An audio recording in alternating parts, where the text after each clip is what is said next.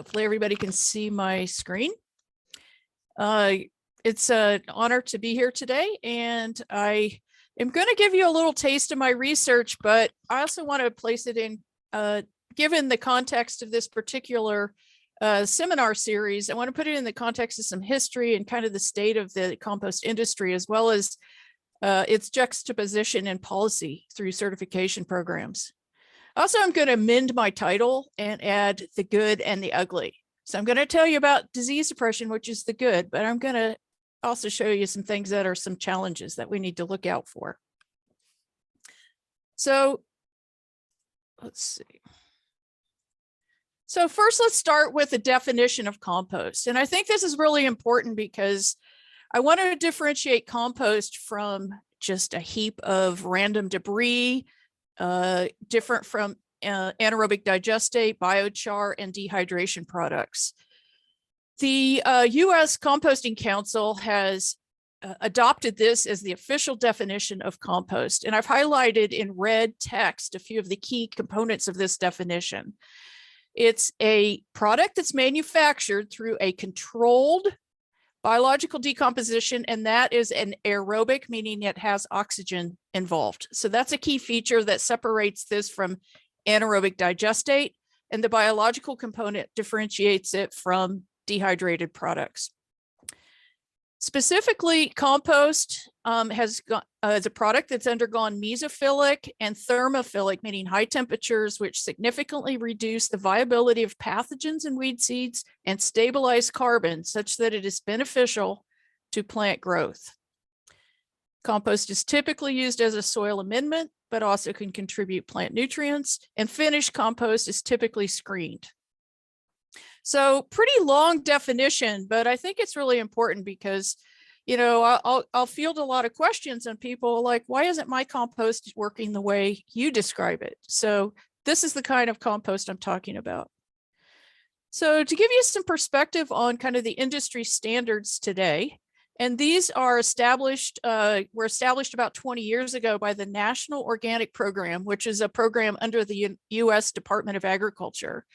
So these are the characteristics or kind of best management practices to achieve this thermophilic compost. And the idea of the thermophilic compost is really the focus is designed to kill most pathogens. And here's a couple human pathogens, Listeria and Salmonella, but it also includes plant pathogens as well. And that's what I'll focus on. So to make the recipe, there's a focus on really trying to get a carbon to nitrogen ratio initial of 25 to 40 to 1. And having the moisture level at 60%. There's a couple mainstream ways of making compost. One is aerated static pile, or it could be in-house, so it'd be called in-vessel. And that's illustrated on the right-hand side. And the other type is a turned windrow.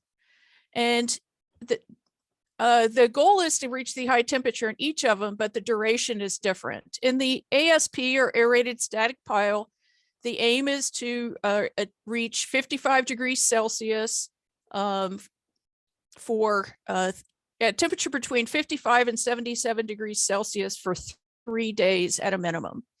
And in these systems, it's forcing the oxygen into the pile.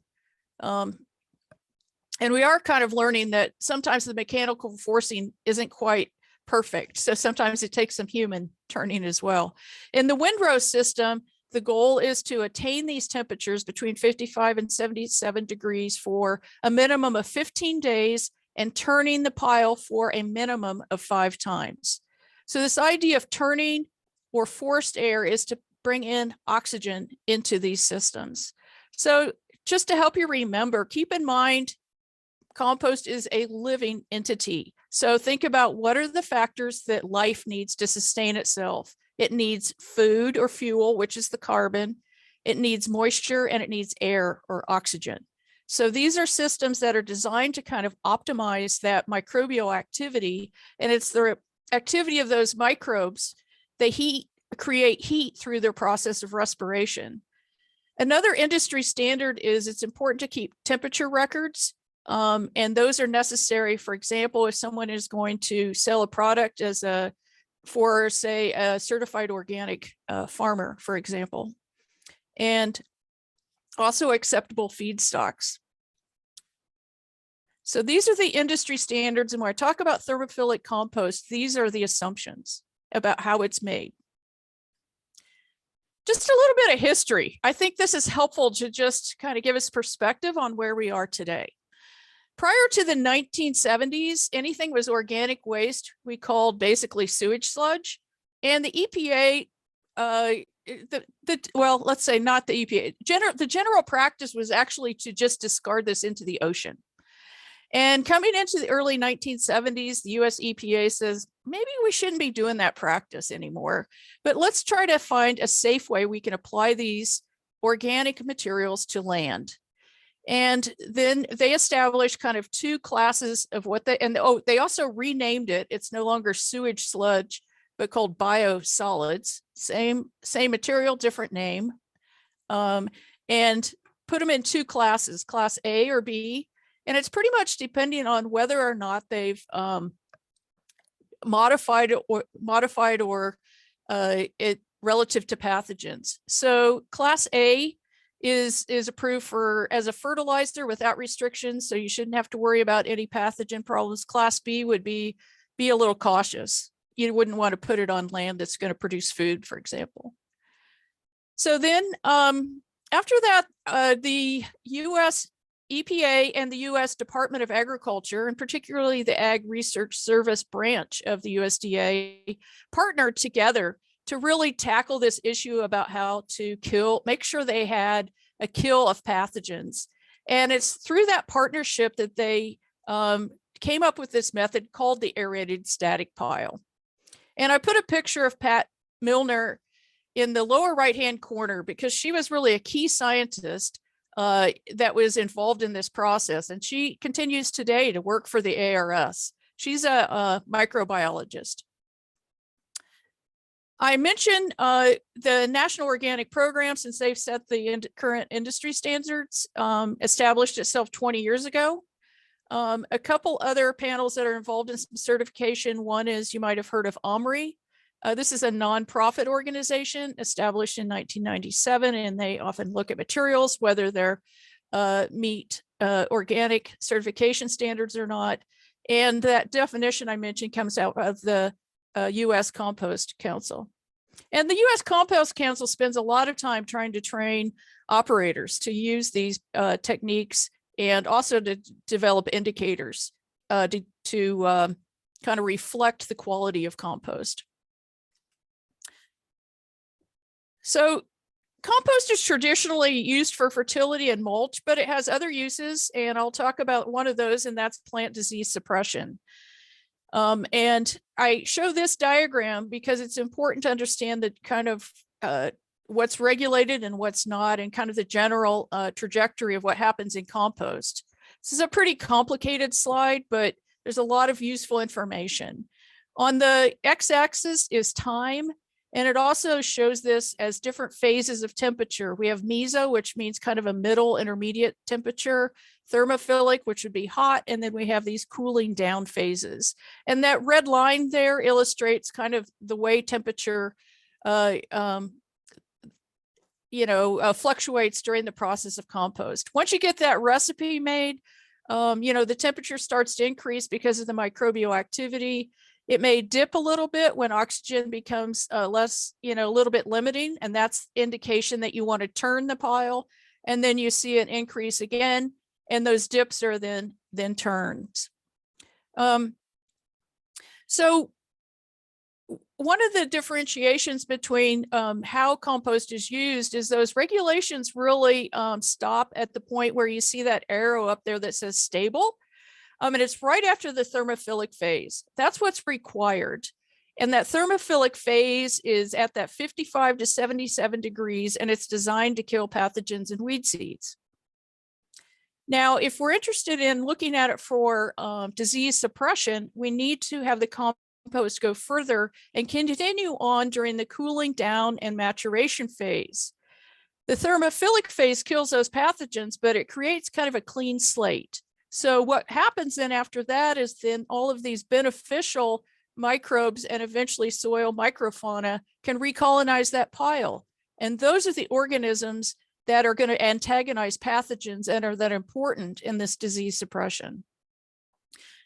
So on the right, I kind of highlight two factors about this thermophilic method and going through curing that are important in disease suppression. One is the high temperature, and second is this recolonization by the microbial antagonists. I also want to highlight two terms. Sometimes people use these interchangeably, stability and maturity, but they're actually two distinctly different, have different definitions. The term stability is referring to that the microbial activity has diminished. So basically, most of the decomposition is finished.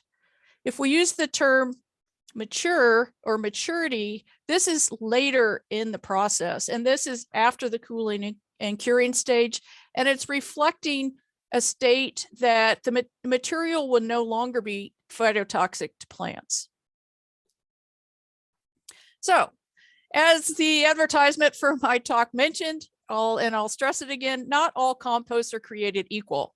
In fact, I think I have yet to find two that are absolutely identical. I mean, our goal is to get a repeated product. That's our goal, but we need to really understand recipe and process to do that. So the organic program guidelines define the ratio of carbon to nitrogen, right, from 25 to 40 to 1, but they tell you nothing about what kind of carbon. And carbon comes in all kinds of flavors. It comes in hay, it comes in wood, it could be paper, it could be a variety of forms of carbon. And there's nothing that says that. So I collaborated with, it was a Highfield Center for Composting at the time. I had a SARE partnership grant. I'm mentioning that because I noticed Vern Grubinger is in the audience, and he's the director of SARE. So we did a partnership grant, and what we did is created piles that met the recipe standards of carbon to nitrogen, with either hay or hardwood. We also had a softwood, but it's not illustrated here. And we compared that to kind of manure, which was a bedding manure that a dairy farmer might push out the end of their barn and did not make it to recipe.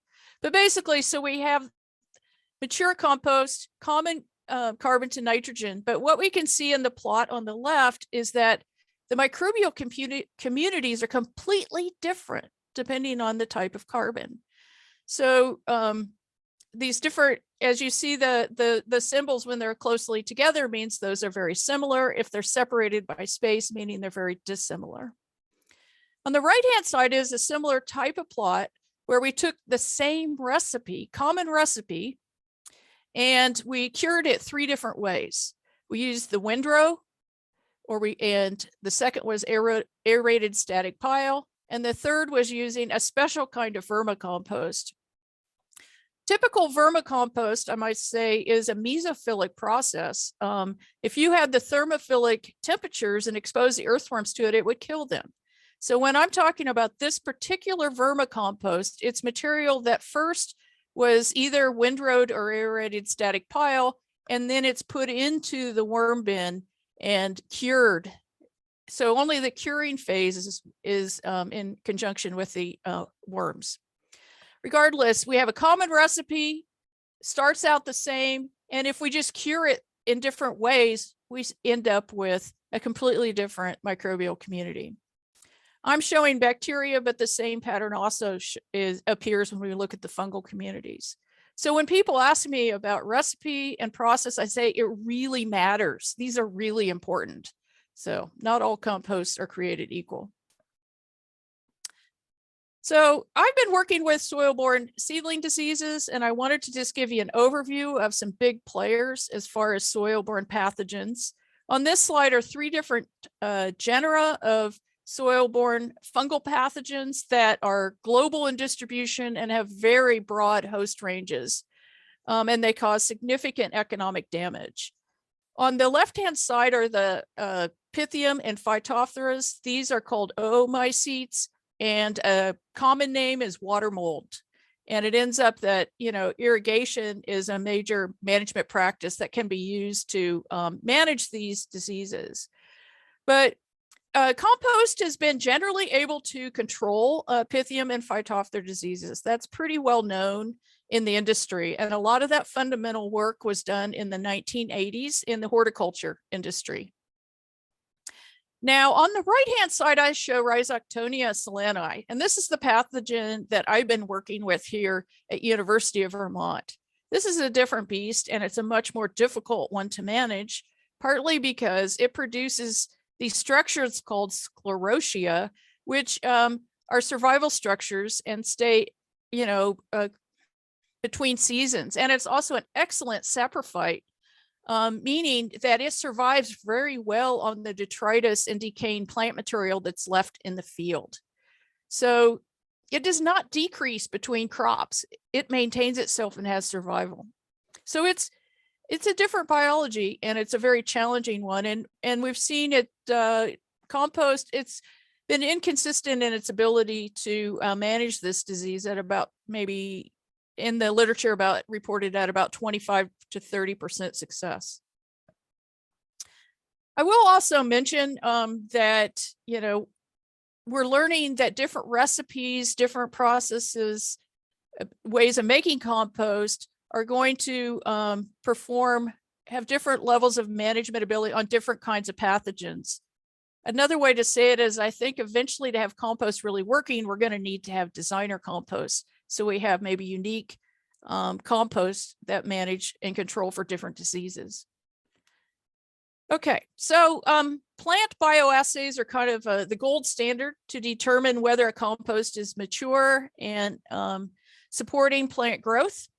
In other words, to make sure that the material is not toxic, and toxicity could either be due to material being immature or having contaminants in it. We've developed a 3-week plant bioassay using radish seeds. And you can see our assay there in the photograph. What we do is put 25 seeds in these pots with the compost, and we can look at 2 factors of the growth. We can quantify how many of these seeds germinate and emerge, and that gives us an estimate of, kind of pre-emergent issues. And then we can also look at the actual seedlings and what the disease severity is on those seedlings. So we can kind of look at pre-emergence and post-emergence. And we've been using this to test a different compost in terms of its ability to suppress this Rhizoctonia solani. On the right-hand side is just a graph to kind of show how it works, some comparison. The disease amount is expressed as just an incidence, which just means plus or minus just the proportion of the seeds or seedlings that are expressed disease symptoms. And we can see that, without a pathogen, we don't have any disease. If we have a pathogen and no compost, we have the most amount of disease. And then if we add compost, then that decreases it. And there's 2 types illustrated here. One is with hardwood bark compost, and then the vermicompost. And those are 2 that I had illustrated in the previous slide with showing the different microbial communities. So we can see compost is suppressing disease, and we're seeing more suppression here with the vermicompost and the hardwood compost. Why did we use hardwood? This really comes out of the literature of the 1980s that Harry Hoyntink conducted at Ohio State University, and found that there's properties about hardwood bark that tend to really support disease suppression. And we're finding that to hold true as well. So we continued on with this assay to test commercial compost products that we had collected from across the state of Vermont. And this is part of a thesis research of a prior master student of mine, Lin Fang, who you can see illustrated in the lower right-hand corner. So we wanted to see what properties of these composts might be associated or be used as indicators of disease suppression. And this illustrates some of our results. On the left, we kind of organized the compost that we tested based on process, which is the left. And we were comparing those made by aerated static pile, which is the ASP. W is windrow, V is vermicompost, and then we also put in an anaerobic digestate. And on the right, we see 2 levels of maturity. Let me explain these plots. These are the 0 line, okay, that we see here is basically the control, what would happen if you had the pathogen there, but no compost. And if the bars go below 0, it means you have less disease than you would without the compost. So the more negative the values correlate with more suppressiveness. In these assays, we have a couple take-home messages. One is we noticed the most suppressiveness with those that were produced using the vermicompost. That's that 2-step method I described. But we're also seeing that anaerobic digestate also has that property. I won't elaborate on that, but we can touch on it in the questions if you want. And also note that the mature composts are more suppressive than those that are less mature. And you can relate back to that one diagram I had through time. These are composts that have been allowed those antagonists to recolonize during that curing period.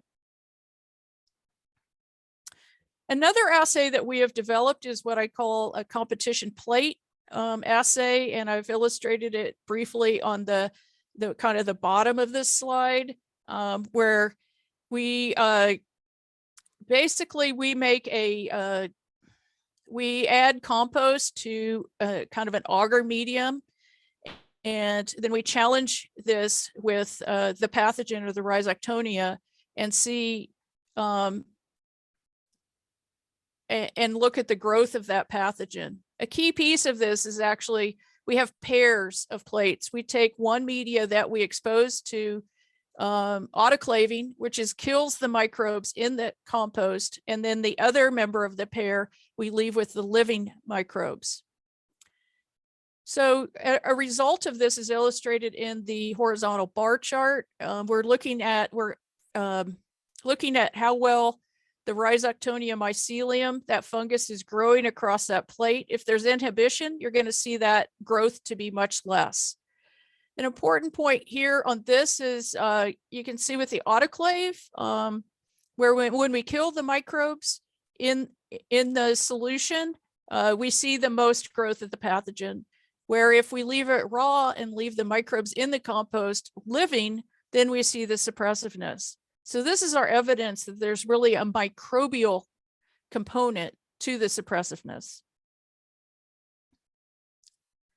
So an area of research we're very interested in terms of thinking about these designer compost, is really understanding how applying compost can change or modify the microbes that are in a soil. You know, compost can be a tool for us to make those changes. I want to highlight just kind of where all this action is happening. This is a picture of a plant root, and this gray zone around it is called the rhizosphere. And this is defined as kind of the area where roots are going to have influence or be interacting with the soil microbes in the soil food web. And the breadth of that rhizosphere is really going to be dependent on the soil environment. For example, moisture has a big factor. But it's this in this gray zone is where all the action is happening. First of all, plants lose or they excrete about half of the photosynthate they have as carbon into the soil. And this is natural. They do that as lubrication to allow for the plants to continue to grow into the soil. But that carbon is also food for the soil food web. And so we're finding a lot of chemical signaling and communication that goes on between the microbes in the soil and the plant roots. And it's this community assemblage and those kinds of mechanisms that we're interested in learning more about. And I'm just going to share just a kind of a really simple experiment that we did in my lab. This was actually an undergraduate honors thesis doing that, where we conducted this experiment in the greenhouse, and it was very simple. And this shows you the experimental design. We had unamended soil, and then we had another treatment where we added the vermicompost to the soil. And then we added a plant, and then we added a pathogen. And then when we sampled this after the pathogen, we split it into two different spatial compartments. One was the rhizosphere, that gray area that I illustrated on the last slide, and then looking inside of the root. And at each of these points in this trajectory, we collected samples to do amplicon sequencing so that we could understand the assembly of who was there in terms of the bacterial and the fungal communities. And this is the result. The center of each of these pie charts is a taxonomic phylum, and the outer circle represents the taxonomic class. It's not really important that you have to know those terms. What I want you to do is look at the changes in color across this spectrum and see how each of these steps modified that community. This is a picture of the fungal community in here, because it ends up being very dramatic. And you can see in the lower left is the unamended soil, and in the pie chart right above it is the soil plus vermicompost. And you can see a huge contrast here. You see adding that vermicompost, you see that big green component of it. And that's so adding that vermicompost is really changing the microbial community. If we add a plant, in this case, we put radish in there, we see another big change. Plant roots have a huge impact on the microbial community, assemblage, and activity in soil. And the addition of the plant particularly changed the assembly of the unamended soil. You see that the second pie from the left on the lower. And then over on the right, you can see once we've added the pathogen. And there are differences in terms of the assemblage outside of the roots versus inside of the roots.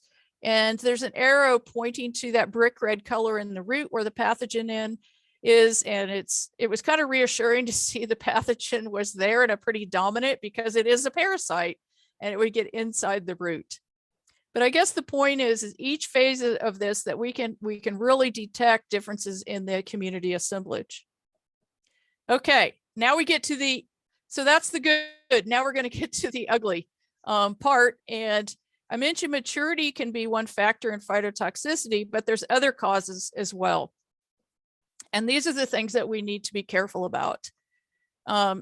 We can do all the right things, have the right carbon to nitrogen, the moisture and temperature, but if our feedstocks are contaminated, then we might have problems. And some of the three biggies right now that are emerging contaminants are persistent herbicides, microplastics, and PFAS or PFOS. And you can't tell if, at least for the herbicides and the PFAS, PFOS, you can't tell it's contaminated unless you send it in for a lab test. You can't tell by looking at it. So we had this problem with persistent herbicides here in Vermont. Green Mountain Composting suffered huge losses in 2012 when they discovered that this persistent herbicide called aminopyrrolid was in the compost, and they had no idea. And it ended up, they incurred a lot of, they had to pay a lot of money to customers that were affected by this material. It took a while to understand where it came from. They realized it came from some of the feedstock that was a horse manure bedding that they had sourced and incorporated into their recipe. Now, the other problem is it's hard to find a lab that'll test for these, and they discovered it cost $500 for a sample, which was outrageous. So they worked out an agreement with Ann Hazelreek, who works with UVM Extension, to develop a bioassay. And so she conducted quite a few bioassays for Green Mountain to help determine kind of the threshold of toxicity, and also just to screen which composts contain this or not. So plastics are another big factor, and I'll just say it's really hard to tell what's compostable. It's impossible to tell just by looking at it. And labels on a lot of products, companies in a sense try to fool customers by labeling them as biodegradable. And biodegradable just means it's going to break down at some point. It could be 1,000 years. Biodegradable is not equal to compostable. Compostable means it's degradable within a few months. It really takes, there are third-party certifiers that test products for the compostability, and I list one there, the logo for the BPI in the lower left. And recently Green Mountain has said they weren't going to take any single-use plastics anymore from University of Vermont. Vermont has been a major, the university has been a major contributor of plastics and contamination, which for that. And one of the big reasons is that composting plastics requires really a tight control of high temperatures. You have to really have this thermophilic and it's got to be very regimented. And at their scale of operation, that's just really difficult to be completely successful. So in summary, composting is an aerobic biological process. If we can follow the compost best management practices, this is really key to making quality compost. And if we allow that to cure, then that can favor beneficial microbes over pathogens. Not all composts are the same. And current best management practices overlook the type of carbon, and they say nothing about how long it needs to be matured or cured. All it states is that it needs to reach the thermophilic, go through the thermophilic phase. And following best management practices, we can deal with pathogens, but it doesn't manage, it doesn't account for forever chemicals and microplastics. So I just wanted to give you a quick picture of my lab group and what our research lab looks like here at University of Vermont. And then I'm going to just end on a few resources that are available if you want to follow up. The composting handbook was just published in 2020 or December. So it's just been out a month. This has been a book that there was a previous edition 20 years ago, but this one is updated. And I have a chapter in there with Harry Hoyntink. And we've got a couple extensive tables about which diseases and pathogens that compost can manage. I was involved in a project with Composting Association of Vermont, the Soil Builders Project, and we recorded a number of webinars. And so you might be interested in following up on those. And I had one particularly on compost effects on soil. And then in 2018, we developed an educational video on how to conduct the plant competition assay. And since it's proprietary, we can get it at University of Vermont because we have a subscription, but I've also posted it on this private streaming site if you'd like to look at it if you're not associated with the university. And with that, I'll open the floor for questions.